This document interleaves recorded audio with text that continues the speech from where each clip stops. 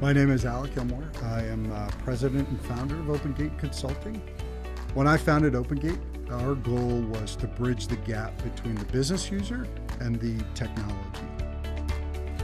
The challenges that led us to discover Skuid, and it was a very memorable experience, is we had a situation where a client came to us and they had literally spent $1 million and well over a year trying to custom develop a solution.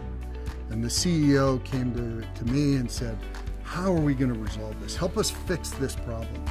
So we explored the market at the time and came across Skuid and looked at Skuid's capabilities, and the immediate feeling was, hey, if this can do what it says it can do, that's our solution. My name is Bill McCullough.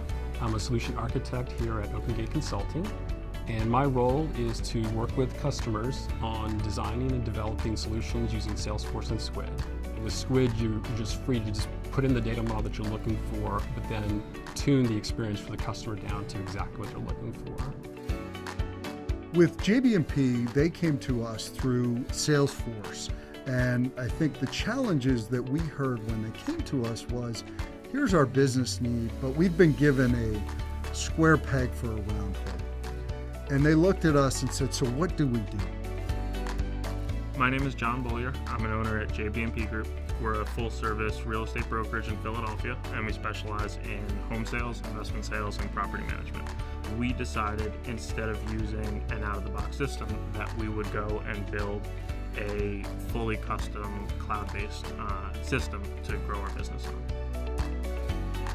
With Skuid, we're able to react to customer and client feedback very easily. So when people say that they don't like the layout of a certain feature or are having trouble using a certain aspect of our platform, it's very simple for us to go in and make changes and react to what they're telling us and how we can improve things. We have found that when one department with a client sees that another department has Skuid, they raise their hand and say, I want that.